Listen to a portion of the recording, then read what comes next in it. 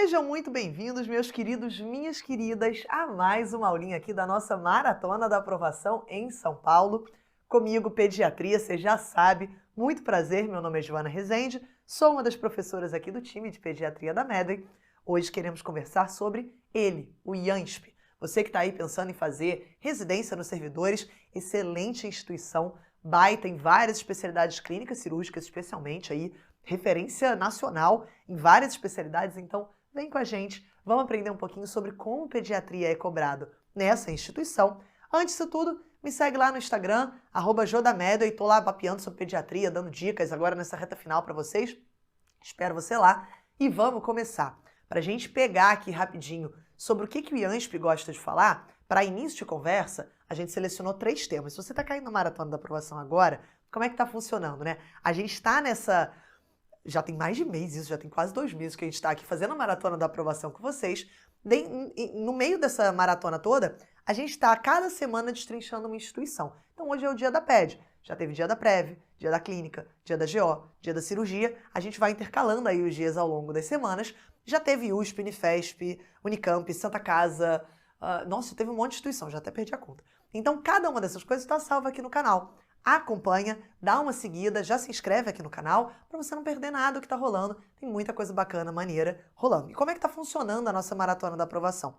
A gente está pegando 3 questões que representam, são ali uma fração do que vem sendo cobrado cada vez mais dentro de cada uma dessas provas. Então, de alguma forma, tem um pouco das nossas apostas, os nossos palpites aqui também, para você não errar o que vai cair ali na sua provinha do IANSP. Então, desses 3 assuntos, a gente pega 3 questões para servir de base de uma discussão um pouco mais aprofundada. Cada um desses assuntos é extremamente relevante para essa instituição e vamos começar por nada mais, ninguém menos do que síndromes diarreicas e desabsortivas, assunto fundamental do IANSP, é cobrado com bastante frequência e posso já te adiantar um pouquinho? Quando esse foco é cobrado dentro de uma instituição, ou a instituição geralmente vai para um lado de diarreia aguda, e aí você tem que saber como conduzir, como manejar, se é um plano A, B ou C, e como que você vai dar prosseguimento para o atendimento da sua criança, ou então, se a gente está diante de um quadro mais crônico. Não é o mais comum de ser cobrado, tá? Essa questão da diarreia crônica, uma diarreia que já persiste ali, dependendo da referência, mais do que 14 ou mais do que 30 dias, que é a mais colocada aí, maior do que 30 dias, com algum componente desabsortivo, pode ser fruto aí de uma doença sistêmica. Essa parte desse foco aqui não é necessariamente mais cobrado na maior parte das instituições. Porém, dentro do IANSP, eu preciso que você domine isso daqui. Você precisa ter uma ideia de diagnósticos diferenciais e o que mais é cobrado na pediatria para conseguir acertar uma questãozinha dessa do IANSP. Não é que a parte aguda não caia, cai também, mas cai menos do que a parte crônica desse foco aqui, desse assunto de diarreias e doenças desabsortivas. Então, dado esse contexto inicial, vamos para a nossa questãozinha. Acerca do diagnóstico de doença celíaca, assinale a alternativa correta. E, gente, o IANSP inaugurou aqui com essa questão uma nova forma de cobrança de doença celíaca que não vinha sendo cobrada. A gente teve uma série de mudanças ali com os guidelines que saíram em 2020 que modificaram como que a gente faz o diagnóstico da doença celíaca. E como o IANSP foi feliz e bonito em cobrar isso aqui de vocês. Ele tem um corpo clínico, né? O IANSP tem um corpo clínico gastroenterológico muito forte. E isso é cobrado recorrentemente. Doença celíaca é um assunto que tem que ser dominado para andar bem nessa provinha daqui.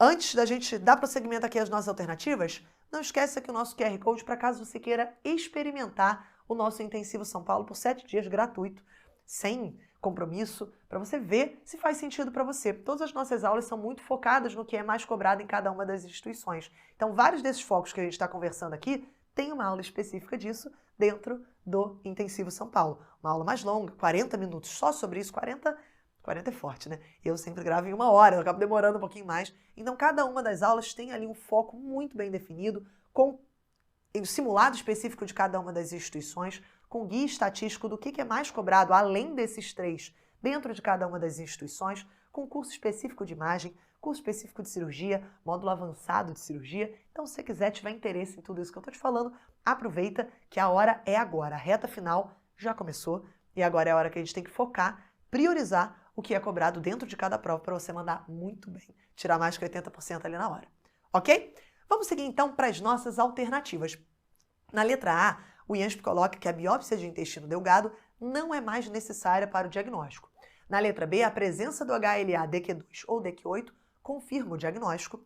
Na letra C, o anticorpo antitransglutaminase positivo acima de 10 vezes o limite da normalidade e o anticorpo antianomísio também positivo em outra coleta de sangue são suficientes para o diagnóstico. Na letra D, se tiver uma forte suspeita clínica, eu posso tirar o glúten diretamente da dieta imediatamente e dosar o antitransglutaminase. E por fim, na letra E, pacientes assintomáticos sempre precisam de biópsia de intestino delgado para o diagnóstico. Vamos seguir um pouquinho? Para a gente entender um pouquinho mais sobre o que se trata isso daqui. Quando a gente fala de doença celíaca, eu preciso que você entenda que ela é uma doença sistêmica. Para início de conversa, ela não é puramente gastroenterológica. Ela tem vários outros sintomas e sinais extraintestinais. E isso vai te ajudar a você entender que aquele enunciado está colocando para você uma doença celíaca. Se fosse só diarreia crônica, era difícil da gente captar. É uma doença imunomediada, ou seja, hoje em dia a gente tem uma clareza maior de que é uma doença autoimune, uma doença inflamatória autoimune, em que eu tenho uma sensibilidade exacerbada ao TCC. Joana, o que é TCC? TCC são alimentos que contêm glúten. Eu estou te falando de trigo, centeio e cevada. Então presta atenção, eu gosto da ideia do TCC, ele vai voltar no mnemônico lá na frente para você não confundir. Joana, pode comer aveia? Às vezes não, porque a aveia pode estar contaminada com traços de algum desses outros componentes. Porém, formalmente, a aveia não é contraindicada na doença celíaca. E por ela ser uma doença imunomediada, ela tem algumas associações com outras doenças autoimunes, com outros erros inatos aí da imunidade. Então, quando a gente fala de paciente que tem diabetes mellitus tipo 1, que tem doenças da tireoide, aí eu estou te falando especificamente, Hashimoto principalmente, que tem deficiência seletiva de IgA, que tem algumas síndromes genéticas importantes, síndrome de Down, síndrome de Turner, síndrome de Williams, e parentes aí, pacientes que têm parentes de primeiro ou de segundo grau com doença celíaca. Por que isso é importante? Porque esses grupos aqui são grupos que a princípio podem aparecer para mim assintomáticos. E eu tenho que ter um alto grau de suspeição para entender que esses pacientes podem estar apresentando ali uma doença celíaca potencial. Se eles comem glúten, isso pode eventualmente acabar abrindo um quadro mais florido de doença celíaca. O que é esse quadro florido, Joana? Preste atenção, que aqui tem muito sintoma. Eu botei em negrito o que é mais importante para você, os sintomas mais comuns. Lembra para mim que eu tenho sintomas intestinais, que são os que vão me fazer chamar a atenção mais. Eu vou olhar uma questão, vai ter um sintoma intestinal, eu vou falar, opa, abri ali a minha caixinha, meu diagnóstico diferencial de doença celíaca, diarreias crônicas, doença celíaca vai entrar aqui, e eu tenho sintomas extraintestinais. Alguns me chamam mais atenção também. Antes da gente partir para eles, repara aqui para mim que eu tenho paciente que pode oscilar entre diarreia e constipação. Qualquer um dos dois pode aparecer, a diarreia é bem mais comum. 60% dos pacientes aqui com doença celíaca têm diarreia, uns 10% é constipação. Então atenção para essa diferença, não é tão comum aparecer. E dor abdominal. O paciente pode ter distensão abdominal, pode ter flatulência associada a essa dor abdominal, náuseas, vômitos, refluxo, perda ponderal. Não necessariamente um sintoma exclusivamente intestinal, tem fatores inflamatórios aí que ajudam a esse paciente não ganhar peso como ele deveria, mas tudo pode aparecer. Esses três são os cardinais para te apontar para um diagnóstico diferencial de doença celíaca. Partindo um pouquinho além, eu tenho também os sintomas extraintestinais, que correspondem mais a uma forma não clássica. O que eu quero dizer com isso? Eu posso ter sintomas pensando num quadro inflamatório. Pensa aqui comigo, o que inflamatório vem na sua cabeça? PCR aumentado, VHS, quadros reumatológicos. Então eu posso ter uma associação de artrite, artralgia. Eu posso ter um paciente fadigado, paciente com baixa estatura, e tem alguns que são muito significativos e que a prova gosta de colocar para vocês quase como patognomônicos. O primeiro deles é a dermatite herpetiforme. Dermatite essa que parece muito uma dermatite atópica. Eu tenho vesícula, eu tenho crosta, eu tenho pápulas, máculas, e elas podem coçar bastante, e elas geralmente aparecem numa região, aqui muda um pouquinho da dermatite atópica, uma região extensora, em membros superiores, em membros inferiores, eu posso ter no joelho, e ela geralmente se apresenta de uma maneira simétrica. Então essa é a famosa dermatite herpetiforme, que apesar do nome, tem nada a ver com herpes, tá? Isso aqui esquece, só botar o nome que parece ali, lembra, tem vesícula, então o eczema é mais ou menos parecido, mas ela é muito característica da doença celíaca. Assim como a hipotrofia glútea. Falou em hipotrofia glútea no seu enunciado, doença celíaca obrigatoriamente tem que aparecer dentro das suas hipóteses diagnósticas. Alteração neurológica, psiquiátrica, anemia ferropriva, que às vezes é resistente à suplementação, tudo isso vai me dar a suspeição clínica. Joana, a partir de uma suspeição clínica, eu já posso sair tratando o meu paciente?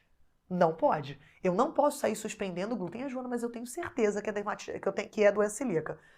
Você acabou de estabelecer um critério novo de diagnóstico que é a sua certeza. Não tem evidência de que a sua certeza é melhor do que uma investigação formal para a doença celíaca. Como que a gente vai fazer? Em vigência de glúten, meu paciente tem que estar comendo glúten. Não posso sair suspendendo a torta e a direito porque pode vir alterado o resultado dos exames aqui.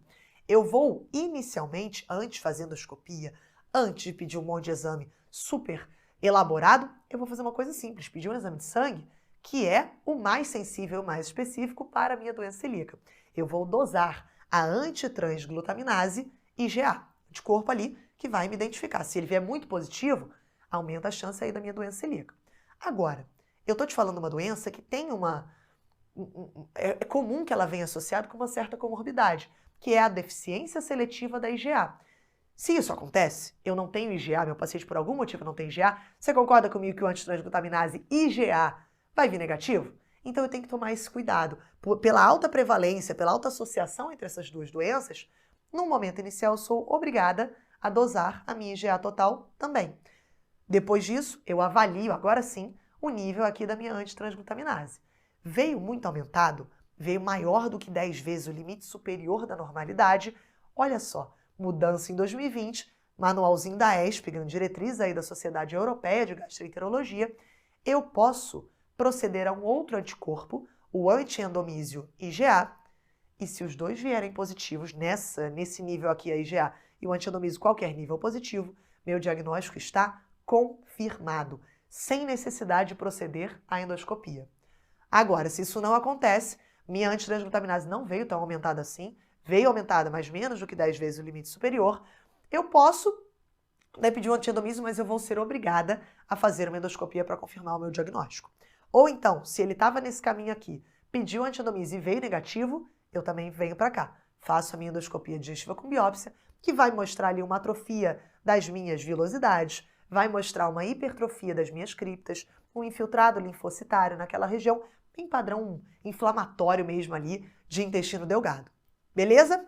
Seguindo um pouco mais para a gente finalizar aqui, detalhes de prova que eu quero que você domine. Eu tenho uma relação muito importante da doença celíaca com dois tipos específicos de HLA, o DQ2 e o DQ8. Joana, para que serve esse exame? Esse exame hoje em dia ele já não é tão importante assim para dar o diagnóstico para a gente. Por quê? Porque o HLA DQ2 e DQ8 está positivo em grande parte da população que não tem doença celíaca. Até 40% dos pacientes que não têm doença celíaca podem ter pelo menos um desses dois subtipos. Então, cuidado. Não é que ela seja patognomônica da doença, longe disso na realidade. Porém, é muito improvável eu ter um paciente que tenha doença celíaca que não tenha um desses dois haplótipos. Então, se não tem, eu virtualmente começo a pensar em excluir a doença celíaca. É muito incomum disso acontecer. Combinado? Agora, se vem positivo, isso não quer dizer muita coisa para mim. Ponto importante, para você pedir qualquer exame sorológico ou qualquer exame endoscópico, é obrigatório meu paciente estar comendo glúten e ter uma secreção normal de IgA. Preciso dosar IgA total. E muito cuidado ao diagnóstico diferencial entre fibrose cística e doença celíaca, que é uma coisa que é cobrada muito na nossa provinha. Combinado? Para finalizar com o nosso mnemônico, doença celíaca daria um TCC, trigo, centeio e cevada, de 28 páginas, que são os nossos HLAs, aí os haplótipos que a gente tem, DQ2 e DQ8. Tem um outro mnemônico que uma vez um aluno me mandou e eu achei maneiro. Doença seisliaca, só que esse é um mnemônico meio matemático. Por que 6? 8 menos 2, 6. Então, se você ficar na dúvida de quais são os haplótipos, o USP Ribeirão já cobrou isso, botou ali uns HLA aleatório, e a galera acabou caindo porque achou que era HLA e marcou aquela questão, era a letra A. Então, muito cuidado com isso. Tem que lembrar que é o HLA DQ2 e o DQ8. Fechou? Para a gente finalizar, então, a nossa questão, letra A. A biópsia de intestino delgado não é mais necessária para o diagnóstico? Em alguns casos é. Em alguns ela pode até não ser. Mas taxar dessa maneira, assim, muito impositiva, não é realidade. Vários dos casos aí que a gente tem precisarão da endoscopia para fechar o nosso diagnóstico. A presença do HLA-DQ2 ou DQ8 confirma o diagnóstico? Não, muito pelo contrário, né? A gente sabe que muita parte da população tem HLA-DQ2 ou DQ8 e tá tudo bem. Isso não quer dizer que esse paciente tenha a doença celíaca. A letra C é a nossa resposta correta, exatamente o que a gente falou sobre a triagem, então, sem muito blá blá blá aqui pra gente colocar. Na letra D, diante de uma forte suspeita clínica, eu já saio excluindo o meu glúten? Não, isso pode falsear o meu resultado. Então, eu só vou excluir o glúten depois de firmado o meu diagnóstico. E por fim, na nossa letra E, pacientes assintomáticos sempre precisam de biópsia de intestino delgado? Não. Os pacientes que têm ali algum motivo para triar, tem um paciente com síndrome de Down, tem um paciente que tem um parente de primeiro grau ali que tem doença celíaca, esses pacientes podem proceder ao fluxograma normal que a gente colocou ali no último slide. Então eles podem, se tem um nível muito aumentado, se tem um antiendomísio aumentado, isso também fecha o diagnóstico nesta população daqui. Não é obrigatório eu fazer a triagem sempre com biópsia de intestino. Combinado? Vamos seguir então para o nosso segundo foco. Esse aqui é um foco mais sossegado, é um foco que cai bastante nas provas. O IANSP também gosta muito. Vamos falar de alojamento conjunto e testes de triagem neonatal. Atenção, quando a questão começar a pegar aqui um pouquinho, eu vou te explicando um pouquinho como o IANSP gosta de cobrar. Primeiro ponto, em um alojamento conjunto encontra-se um recém-nascido com 60 horas de vida, nascido de parto normal, idade gestacional de 38 semanas e peso a nascer de 3.580. Sua mãe também está lá, nenhum dos dois tem alguma comorbidade. Com base nesse caso hipotético, assinale a alternativa que apresenta o impedimento à alta desse meu recém-nascido. Galera, estamos com o paciente no alojamento conjunto com indicação de alta. Tá tudo bem, nasceu a termo, peso de nascimento bom, 60 horas de vida sem nenhuma comorbidade, sem nenhuma intercorrência. O que eu preciso avaliar no meu cartão da criança, em todo o prontuário do meu RN, para eu avaliar que ele pode ir de alta? Então, um dos assuntos que o IANSP gosta muito e foi cobrado aqui em 2022 é exatamente testes de triagem neonatal. Botei aqui nessa questãozinha, ela mistura alguns conceitos, mas repara aqui para mim. Na letra A, a gente coloca triagem auditiva alterada. Na letra B, triagem cardiológica, então teste do coraçãozinho, com o seguinte resultado, 99% no membro superior direito, 95% em um dos membros inferiores. Um peso atual de 3.420, uma perda de peso aí de 4,4% em relação ao nascimento, diurese e evacuação presentes desde o primeiro dia de vida e, por fim, reflexo do olhinho, teste do olhinho, alterado bilateralmente. O que dessas indicações aqui me contraindicam a alta do meu paciente? E repara que para mim, tem coisa aqui que está alterada, tem coisa que você sabe que não está normal. Porém, não necessariamente isso é indicação do meu paciente continuar alterado. Continuar internado, perdão. Dentre essas alternativas daqui, se você tiver aí, eu vou começar a falar desse assunto, então eu já tenho que te contar o spoiler, a nossa resposta correta é a letra B. Por quê? Vamos dar uma olhada primeiro no teste do coraçãozinho para a gente entender o como era e como ainda está na realidade e como talvez comece a se mudar a partir do ano passado. A gente teve algumas mudanças nesse sentido, vamos ver se isso se mantém aí diante das próximas diretrizes.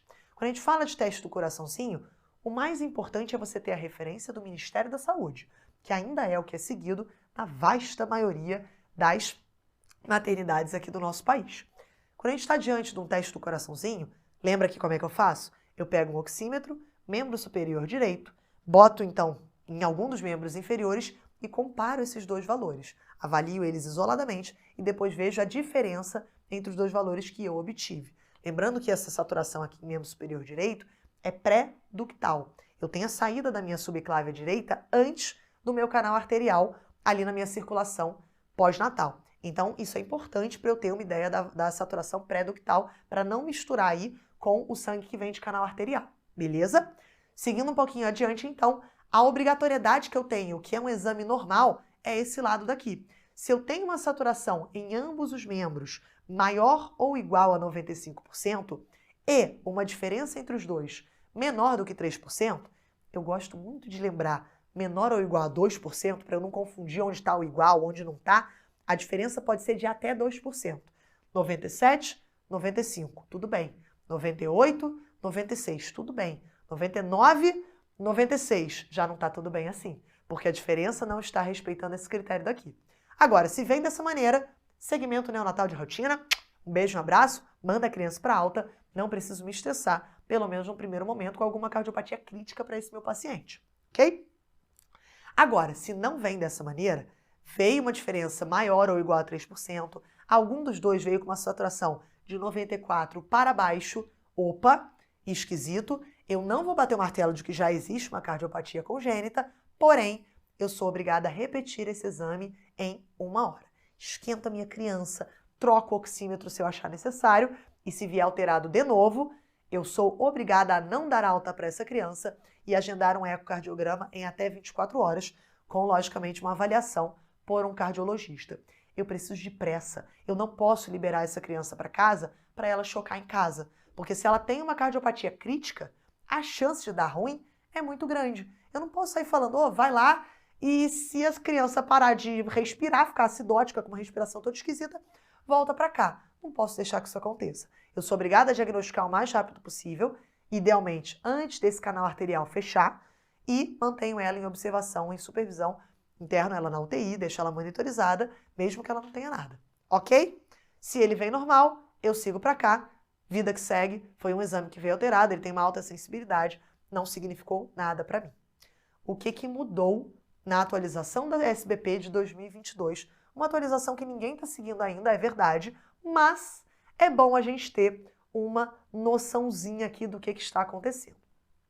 Primeiro ponto, a gente tem 3 classificações agora. O que é um teste normal, definitivamente normal? A saturação maior ou igual a 95% e a diferença, só para ferrar com a nossa vida, mudou aqui. A gente agora tolera uma diferença de até 3%. Isso, Joana, se você perguntar para mim qual é a referência que eu vou usar na prova, a prova provavelmente vai te falar qual das duas ela quer. Ainda não caiu em prova, mesmo tendo saído no ano passado, isso não foi questão de prova porque está extremamente polêmico. Então, entre um e entre outro, eu quero que você fique com a do Ministério da Saúde. Porém, eu quero que você saiba da existência dela, porque se por acaso o IANSP, e o IANSP às vezes gosta de fazer isso, colocar, segundo a Sociedade Brasileira de Pediatria, a atualização em 2022, você já sabe que é dessa daqui que a gente está falando. Combinado? Se ele não falar isso, vai caber recurso, qualquer uma das questões.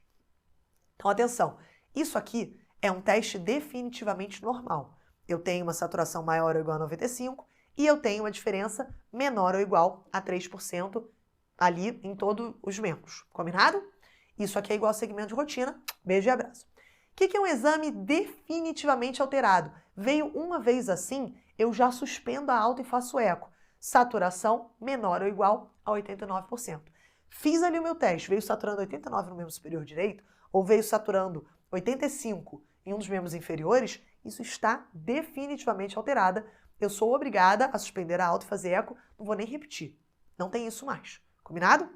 Agora, eu tenho o duvidoso. O duvidoso é aquele que a gente vai repetir. O duvidoso é aquele que a gente tolera ainda um pouquinho, vai enrolando e a gente agora pode repetir até 2 vezes. Ou seja, eu posso fazer o teste do coraçãozinho 3 vezes. E o que é esse duvidoso? Uma saturação em qualquer um dos membros entre 90% e 94% ou uma diferença maior ou igual a 4%. Nesta situação, eu repito o meu exame em até 2 vezes. Se por acaso ele vier duvidoso 3 vezes seguidas, aí não tem muito o que fazer, o exame é alterado, vou suspender a alta e vou fazer o ecocardiograma do meu paciente. Para a gente entender como que a gente gosta de demonstrar isso daqui. O teste do coraçãozinho novo é aquele namorado meio mala. É que você, ele já vacilou uma vez, você deixou, repete mais uma vez, dá mais uma chance, vacilou de novo, você deu mais uma chance. Cara, a 3ª vez, não faz isso. Querida, se você tá nessa situação, corre, tá? Isso aqui é um teste alterado, sai, não dá alta, suspende, vai fazer eco, rever seus conceitos. Mas é isso daqui que a gente agora tolera. Então a gente pode, se ele for duvidoso, repetir até 2 vezes, e se não, se continuar alterado, aí você para de dar chance, chega dessa vida e libera não, né? Suspende a alta e faz o eco. Então, pra gente terminar aqui só, isso aqui é a tabelinha da SBP, só sintetizando o que a gente já falou. Qualquer momento, teste alterado, saturação menor que 89%, teste positivo, suspenda a alta, fazer o eco em 24 horas. Teste normal, perdão, teste negativo. Em qualquer um dos momentos, o teste está normal, segmento de rotina, teste alterado, eu vou repetindo e dependendo do resultado a cada repetição, eu sigo para um caminho ou para outro caminho. Maravilha. Para a gente complementar a nossa questãozinha, só para você entender um pouquinho mais, triagem auditiva alterada, do que se trata? Quando eu estou falando de triagem auditiva, lembra que para mim, quando eu estou falando de teste de triagem neonatal, eu tenho 4 testes obrigatórios a serem feitos em todas as minhas crianças. Eu vou fazer o teste da triagem auditiva, teste da orelhinha, teste do olhinho, até comentou aqui na letra E, a gente tem o teste do olhinho, teste do coraçãozinho e o teste do pezinho. Teste da orelhinha, eu faço, via de regra, para a maior parte das nossas crianças, o teste da triagem aí das emissões otoacústicas. Então, o teste das emissões otoacústicas é o famoso teste da orelhinha, é um teste que geralmente é realizado pela fono, ele é feito com alguma facilidade ali no ambiente, geralmente da maternidade, pode ser feito ali no ambiente, se a maternidade não tiver um teste de triagem auditiva, eu posso liberar a criança e ela faz dentro ali dos primeiros dias de vida. É obrigatório fazer dentro dos primeiros 30 dias de vida, mas idealmente eu faço o mais precoce possível. Combinado? E esse teste da triagem, ele às vezes vem alterado. Porque tem secreção ainda, tem às vezes, dependendo se o paciente é muito prematuro, a chance dele vir alterado é maior, e isso pode acontecer. Geralmente, aí tem um pouco de divergência bibliográfica, se eu tenho um teste da orelhinha alterado, eu repito esse teste da orelhinha com a mesma técnica. Eu faço o teste aí de emissão otoacústica novamente. Isso pode ser feito perfeitamente em ambiente ambulatorial. Não tem necessidade de eu manter o paciente internado para isso. Algumas referências colocam para gente que se veio alterado um teste de emissão otoacústica, eu parto para um exame um pouquinho mais trabalhoso, que é o PEAT, que é o BERA. Então ele já é um teste ali que avalia melhor as causas de surdez, ele pega a surdez neurosensorial, eu preciso da minha criança sedada, então ele é muito mais trabalhoso de ser feito. E isso também pode ser feito no ambiente ambulatorial. Não vou manter o paciente internado para isso. Ok? Então, teste de triagem auditiva alterada não é razão para eu manter o meu paciente internado até eu descobrir o que está rolando ali. Posso liberar e seguir essa avaliação ambulatorialmente. Letra B, nossa resposta, teste do coraçãozinho alterado é igual a manter esse paciente internado, monitorizado e avaliar dentro de 24 horas com o cardiologista um ecocardiograma de urgência para essa nossa criança. Resposta correta. Porque, apesar das saturações estarem normais, existe aí essa divergência, existe aqui essa diferença maior do que 3%. Então, qualquer uma das referências que fosse utilizada aqui nessa época está aqui, pelo menos seria um teste aí duvidoso. Na melhor das hipóteses, eu poderia repetir esse exame daqui. Nas 2 situações eu repetiria, ok? Tudo bem, nem falou que foi repetido, etc, blá, blá, blá, mas a gente suspende a alta, vamos reavaliar. Não vai de alta nesse momento aqui com esse exame. Peso atual de 3.420, uma perda de peso de 4,4% em relação ao nascimento. Gente, a gente tolera uma perda de peso de até 10% no nosso paciente que acabou de nascer. Até 10% tá tudo bem. Eu espero que isso seja recuperado nos primeiros 10 a 14 dias de vida do meu paciente. 4,4 é super esperado. Não tem problema nenhum o paciente perder isso daqui. Letra D, diurese e evacuações presentes desde o primeiro dia de vida, é exatamente o que eu espero. Lembrando aqui para mim, diurese é obrigatório, está presente nas primeiras 24 horas de vida. Evacuações, eu posso tolerar até 48 horas de vida aí para o meu paciente eliminar a mecônio, ok?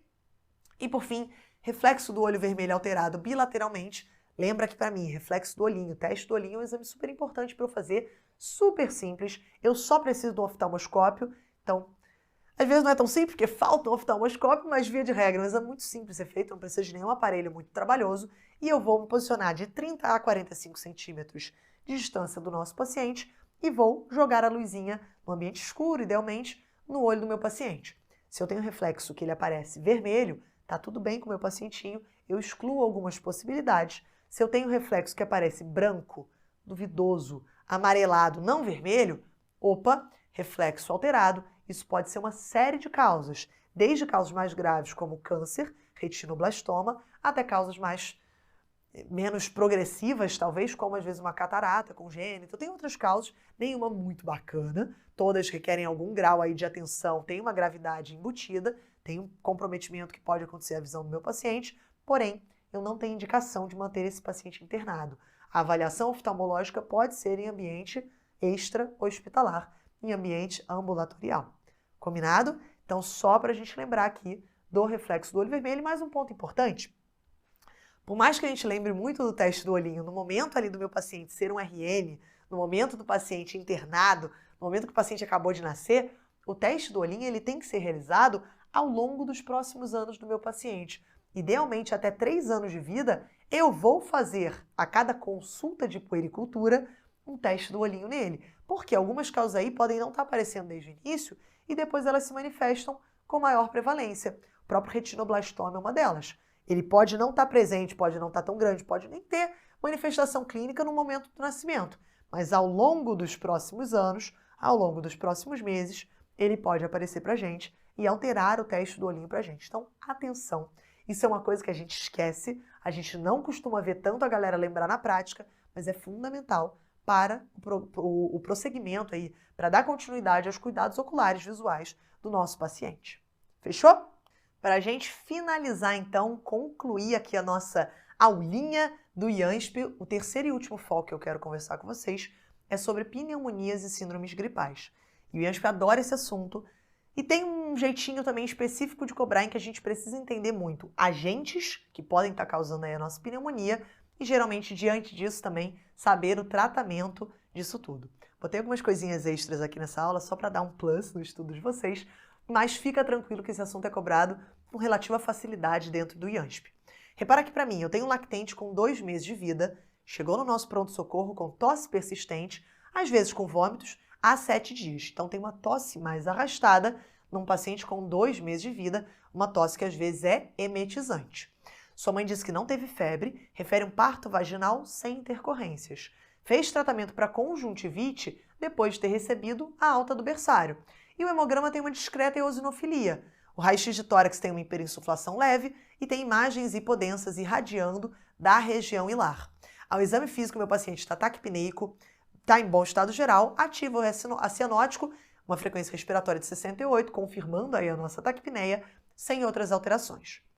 Resumindo, paciente de 2 meses de idade, tosse emetizante há 7 dias, afebril, parto vaginal, teve uma conjuntivite, isso não está aí à toa, eosinofilia, um raio-x sem um infiltrado aí muito significativo, um infiltrado talvez mais intersticial, com uma hiperinsuflação leve e uma taquipneia sem outros achados.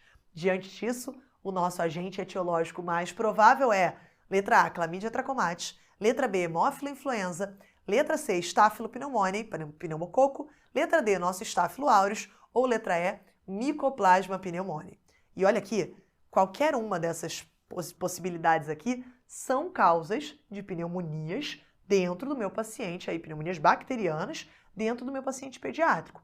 Porém, nem todas vão ser importantes num paciente com 2 meses de idade apenas.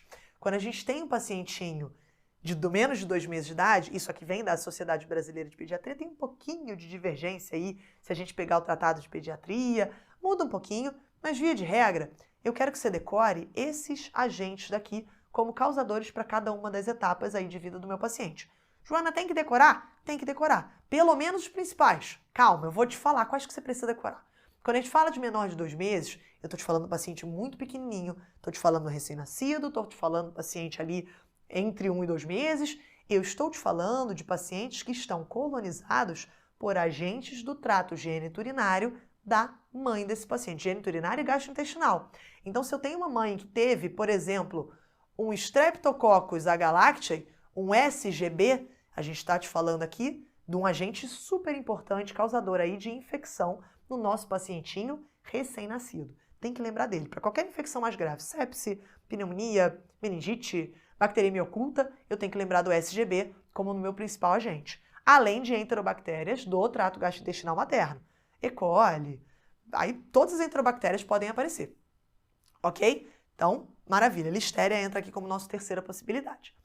Entre 2 e 6 meses de idade, nosso paciente está aqui no meio do caminho, tá? Ele pode estar tanto nesse grupo aqui, quanto nesse grupo daqui.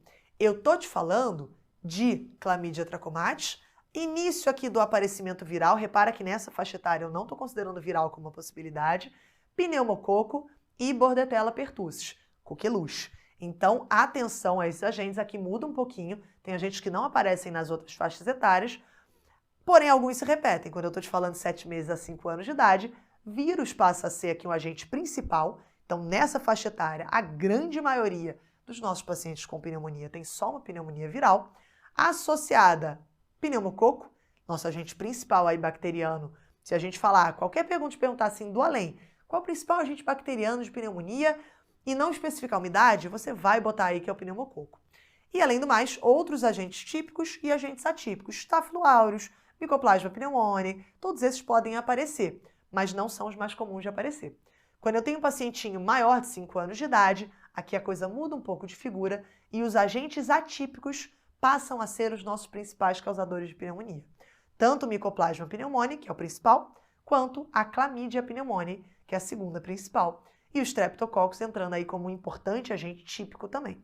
Essa diferenciação entre típico e atípico, eu sei que você sabe que já caiu um pouco por terra. A gente não está mais usando ela tanto assim na nossa clínica, mas na nossa prova, isso aqui cai para caramba. Eu preciso que você tenha essa clareza. E atenção, existe uma diferença aqui que às vezes pega vocês. A banca vai colocar essa pegadinha na letra A e você vai marcar na afobação. Atenção que Chlamydia trachomatis é o agente bacteriano causador da pneumonia afebril do lactente, enquanto a Chlamydia ou Chlamydófila, que é o nome mais atual, pneumoniae, é a causadora de pneumonia atípica nos escolares. É essa daqui, ó, Chlamydia pneumoniae. Então, cuidado, que o nome é parecido, mas não é a mesma coisa. Por mais que os dois deem um quadro, inclusive também semelhante, né? A idade muda muito, mas eu posso ter um quadro mais arrastado, uma tosse mais seca, que vai caracterizar para mim aí uma pneumonia atípica, ok? Maravilha, a gente já está começando a chegar à nossa resposta. Quando eu falo de pneumonia afebril do lactente, um diagnóstico diferencial aí das pneumonias, eu preciso ter clareza do quadro total. Pneumonia afebril já está me dando uma dica importante da clínica do paciente, do lactente, porque eu estou te falando de um pacientinho ali entre 1 e 3 meses de idade. Então, atenção, pode ser um pacientinho um pouco mais novo, ali por volta do seu 1 mês de idade. O mais comum é o que essa questão do Jansp colocou pra gente. 2 meses de idade, um paciente tem uma infecção por Chlamydia trachomatis e ele tem alguns fatores de risco. Ele teve um parto vaginal, às vezes não teve um pré-natal adequado, teve talvez uma itu materna. Eu posso ter uma história de conjuntivite neonatal, que com frequência é maltratada, não é tratada adequadamente. Conjuntivite neonatal causada por Chlamydia trachomatis, obrigatoriamente tem que receber um tratamento sistêmico. Eu trato com macrolídeo parenteral, ou pelo menos sistêmico, né? Vai ser ali um intravenoso no nosso paciente. Então, esse paciente que trata com um tratamento tópico, que é o que muitas vezes a gente vê na nossa prática, ele não está recebendo tratamento adequado da Chlamydia trachomatis, ela pode evoluir com uma pneumonia febril do lactente daqui a algumas semanas, ok? Como que é o quadro? Tosse seca, um quadro mais arrastado, já está se prolongando há alguns dias, afebril ou até mesmo a febrícula, pode ter uma febrinha baixa, cuidado com isso, e essa história de conjuntivite é bastante frequente. Quando eu peço exames complementares, e o Jansp aqui foi muito generoso, ele botou tudo que a gente precisava saber para dar o diagnóstico de pneumonia febril do lactente. Eu tenho eosinofilia e eu tenho um infiltrado intersticial bilateral, geralmente ali perihilar. O tratamento vai ser realizado com macrolídeo. Eu interno essa criança e olha aqui para mim, não é porque meu paciente, às vezes ele vai aparecer para mim em irregular estado geral, ele vai aparecer mais taquipneico, com desconforto respiratório. Isso aqui não é contraindicação, não é exclusivo de uma pneumonia típica. Esses achados que eu acabei de falar para vocês podem sim estar presentes numa pneumonia febril do lactente. Não é que o paciente, por ser um quadro arrastado, ele sempre vai estar ótimo. Ele pode estar cansado, ele pode estar com desconforto respiratório. Então, cuidado com isso. Beleza? Quadro clínico que a gente tem aqui só para a gente entender um ponto importante. A gente já matou a questão, beleza? Já foi. A gente já definiu o que é uma pneumonia febril do lactente. Porém, eu quero que você defina aqui comigo a diferença entre um quadro de pneumonia típica e um quadro de pneumonia atípica, porque o Jansp também gosta disso. Eu preciso que você tenha clareza de quando vai para um, quando vai para outro, porque o tratamento, a conduta que eu vou ter, vai mudar. Então, quando eu falo de uma pneumonia típica, eu estou te falando daquela pneumonia clássica. Evolução rápida em poucos dias, 1 a 3 dias, febre alta, tosse produtiva. Se eu escuto o paciente estertora ali em algum local específico, porque eu estou pensando mais numa condensação, então ele pode estar estertorando mais numa base, num ápice, alguma coisa nesse sentido. No raio-x é mais comum de eu encontrar um padrão lobar e é mais comum de eu ter algumas complicações, como um derrame pleural, bronquiectasias, pneumatoceles. Quando eu estou te falando esse quadro geral da pneumonia típica, eu estou te falando de agentes possíveis como pneumococo, Staphylo aureus e hemófilo influenza. Maravilha? Então, muita atenção, esse é o que a gente mais vê na prática, esse é o que a gente mais vê na prova, e esse é o que geralmente a gente vai tratar, pelo menos num primeiro momento, se meu paciente estiver bem, com penicilina, ok? Amoxicilina, vai internar para receber penicilina cristalina, eu não sei, mas geralmente é isso que eu vou fazer se o meu paciente chega bem. Se ele chega séptico, etc., aí eu já começo a pensar em umas coisas mais graves, entro com ceftriaxona, posso entrar com oxacilina associada, aí é outro momento. Mas geralmente uma penicilina simples vai bastar para esse pacientinho aqui, que eu estou pensando geralmente em pneumococo. Agora, estou te falando uma pneumonia atípica. Pneumonia atípica vai ser mais parecido com esse quadro que a gente escreveu da pneumonia febril do lactente. Ela pode acometer todas as idades, ela geralmente vai acometer o paciente com mais de 5 anos de idade. Eu tenho uma evolução arrastada ao longo de dias, com uma febre baixa ou sem febre, uma tosse mais seca. Na ausculta é mais frequente de eu auscultar sibilância, eu posso ter estertoração também, mas é mais comum ser uma estertoração mais difusona, estertores crepitantes difusos, menos esse padrão lobar e mais um padrão intersticial. E como outros achados que pode aparecer para mim, eu posso esperar efeitos sistêmicos, artralgia, anemia hemolítica, efeitos neurológicos muito comuns de estarem presentes no quadro de Mycoplasma pneumoniae. O agente pode ser viral, pode ser o Mycoplasma, pode ser a Chlamydophila pneumoniae e a Chlamydia pneumoniae. Ok? Nessa situação, eu já penso mais em entrar, pelo menos no primeiro momento, com um tratamento com macrolídeos e não com penicilina, como é o quadro disso daqui. Fechou até aqui? Deu para sacar essa diferença? Atenção, que não é porque tem um padrão lobar que necessariamente é típica. Eu posso ter uma pneumonia típica que tem alguns desses comemorativos, mas no jeitão total, ela tem mais coisa para eu pensar numa típica e vice-versa. Então, muito cuidado com isso. Para a gente só complementar um pouquinho a discussão, deixa eu te mostrar um ultrassom à beira-leito do que é um ultrassom de pneumonia, porque isso pode aparecer numa questão, por exemplo, discursiva do IANSP, uma questão ali de multimídia. Pode não aparecer o vídeo, pode aparecer uma foto, mas atenção. Esse aqui é um padrão normal. O ultrassom de tórax, absolutamente ok. Eu tenho partes moles aqui, minha probe está aqui no meu paciente. Partes moles, aqui eu nem estou pegando muito osso, mas aqui eu tenho provavelmente uma costela, que está fazendo uma sombra acústica aqui. Aqui eu tenho outra costela com outra sombra acústica aqui. E essa linha mais brilhante daqui, que está se deslocando, que parece estar uma sobre a outra, é o que eu chamo da pleura. Então eu tenho a pleura, eu tenho o reflexo da pleura aqui, e essa onda vai se repetindo em alguns momentos. A distância aqui que tem mais ou menos da parte moles, ela costuma reverberar, fazer um eco aqui. E esse deslizar mostra para mim que essa pleura está saudável. Você vai até me perguntar, se for muito perfeccionista, Joana, mas o que é isso aqui? Normal, uma pleura sobre a outra, isso aqui não caracteriza para mim que eu tenho uma alteração aqui significativa.